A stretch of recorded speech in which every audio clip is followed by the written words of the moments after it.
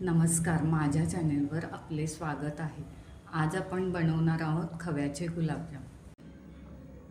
अर्धा किलो खवा घेतला आहे, 1 वाटी मैदा आहे, वेलदोडा, खाण्याचा सोडा आणि साखर इथं मी अर्धा किलोपेक्षा थोडी जास्त घेतले.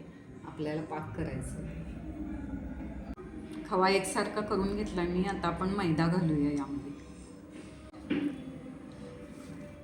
2 चिमूट खाण्याचा सोडा घालायचा आहे. बरोबर चिमटी तेल एवढाच सोडा घालायचा आहे, त्यापेक्षा जास्त नाही. त्याच्यानंतर वेलदोडा पावडर घालायचं आहे. तुम्ही तुमच्या आवडीनुसार पाकातसुद्धा घालू शकताय वेलदोडा पावडर, खव्यातसुद्धा घालू शकताय. मी इथं पाकात पण थोडी आणि खव्यात पण थोडा वेलदोडा घालणार आहे. खवा आपला छान मळून झाला आहे. आता आपण गोळे करून घेऊया. गोळे आपले आता तयार झालेले आहेत. आपण तळून घेऊया. एका बाजूला पाक करायला मी ठेवते. साखर पाण्यात घालते,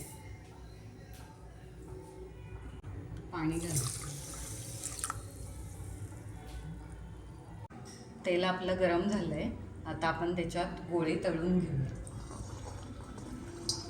गोळे मंद गॅसवरच तळायचे आहेत, म्हणजे छान आतून पण व्यवस्थित तळले जातात.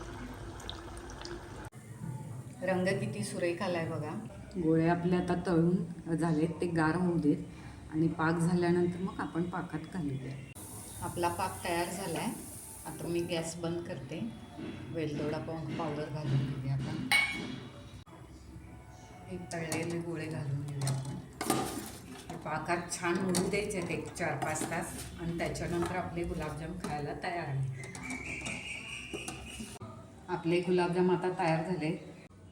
गार्निशिंगसाठी मी इथं बदाम घालते आहे. तुम्ही तुमच्या आवडीनुसार काजू, पिस्ता वापरू शकताय. गुलाबजाम आपले एकदम मऊ झालेले आहेत. तुम्ही ही रेसिपी आवडली असेल तर लाईक करा, शेअर करा, कमेंट्स करा आणि माझ्या चॅनलला सबस्क्राईब करा. धन्यवाद.